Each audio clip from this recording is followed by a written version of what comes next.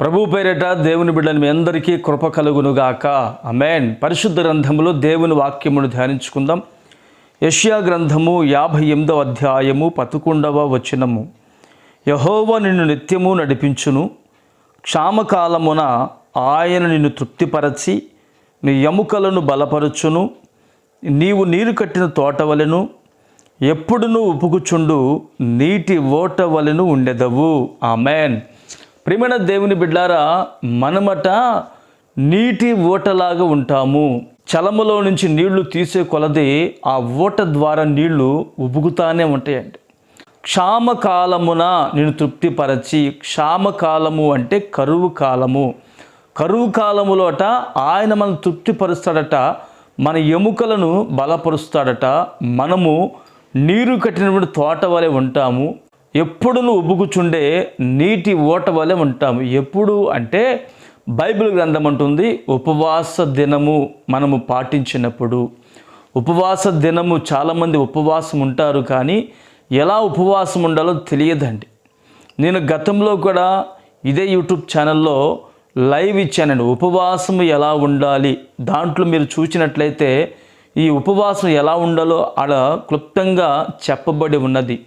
ఉపవాస దినము ఉన్నప్పుడు మనమట వ్యాపారము చేయకూడదు, మనమట వాదనలు పెట్టుకొనకూడదు, మనమట మన యొక్క ప్రాణాన్ని బాధపరుచుకుంటూ, మన యొక్క ప్రాణాన్ని దుఃఖపరుచుకుంటూ మనం ఎప్పుడైతే ప్రార్థన చేస్తామో ఆకాశముందున దేవుడు మన ప్రార్థనకు, మన ప్రాణము దుఃఖపరుచుకున్నప్పుడు, మన ప్రాణమును బాధపరుచుకున్నప్పుడు ఆయన మన ప్రార్థన వింటాడు. మనం ఆయన పిలిచిన వెంటనే ఆయన మనకు పలికి నేనున్నాను అని గొప్ప ధైర్యాన్ని ఇస్తాడు. ఎప్పుడంటే ఉపవాసము అనేది కఠినముగా ఒక పరిశుద్ధంగా దేవుని కొరకు మనం నిలవబడినప్పుడు, అప్పుడు మనం ఎలా ఉంటామంటే మనము కరువు కాలంలో కూడా పోషించబడతామంట. యేసయ్య మనను నిత్యము నడిపిస్తాడంట. ఆయన నడిపిస్తే ఎదురవుతున్నటువంటి అవంతరాలు సైతం ప్రభు తొలగించగలిగిన వాడు. ఆయన మనకు తోడై ఉంటే మనము నీరు కట్టినటువంటి తోట వలె ఎప్పుడు పచ్చగా ఉంటాము. ఆయన మనకు తోడై ఉంటే మనము నీటి ఓటలాగా మలచబడతాం. మరి ఈ రోజున ఉపవాస దినము నువ్వు చేయుచున్నావు. ఎలా చేయుచున్నావో వాక్యం ఎదుట నీ జీవితాన్ని సార్థకము చేసుకొనగలిగితే నా యేసయ్య నిన్ను నిశ్చయముగా తృప్తిపరిచి, నీ ఎముకలు బలపరిచి, నీవు నీరు కట్టిన తోట వలె మలిచి అనేకులకు దీవెనకరముగా నీ జీవితాన్ని ఈ రోజున మలచునుగాక. ఆమేన్. ప్రార్థన చేసుకుందాం. ప్రేమగల తండ్రి, పరిశుద్ధుడా, జీవాధిపతి, స్తోత్రం చెల్లిస్తున్నాము నాయన.